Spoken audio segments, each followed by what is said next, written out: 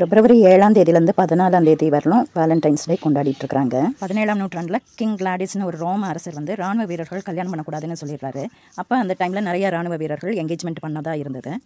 அப்போ வந்து இந்த ராணுவ வீரர்களுக்கெல்லாம் ரொம்ப ஹோம்சிக் மாதிரி ஆகி கஷ்டமாயிருச்சு கல்யாணம் பண்ணக்கூடாதுன்னு சொன்னதுனால.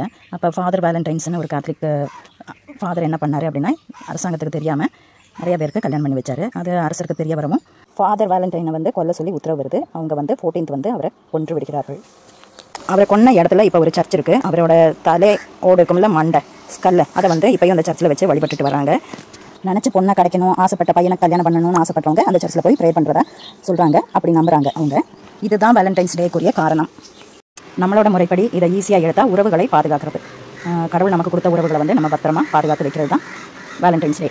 தமிழில் சொல்கிற ஒரு வார்த்தை இருக்குல்ல, மாதா பிதா குரு தெய்வம். டீனேஜ் பிள்ளைகளும் கிட்ஸும் கல்யாணம் ஆகிறவர்களும் மாதாவையும் பிதாவையும் குருவையும் சொல்கிறத கேட்டு நல்ல பிள்ளைகளாக நடந்து கீழ்ப்படிஞ்சு அவங்களுக்கு மரியாதையும் மதிப்பும் கொடுக்கும்போது நல்ல ஒரு லைஃப் கிடைக்கும். அதே சமயம் அதுக்கும் அடுத்த ஸ்டேஜில் உள்ள அவங்க வந்து தெய்வத்தை பிடிச்சிடணும். அப்போ வந்து லைஃப் வந்து ஸ்மூத்தாக இருக்கும், சந்தோஷமாக இருக்க முடியும். அப்புறம் என்னன்னு பார்த்தா 365 கால் நாளும் நமக்கு வேலண்டைன்ஸ் டேவாக இருக்கும். சந்தோஷமான ஒரு குடும்பம்.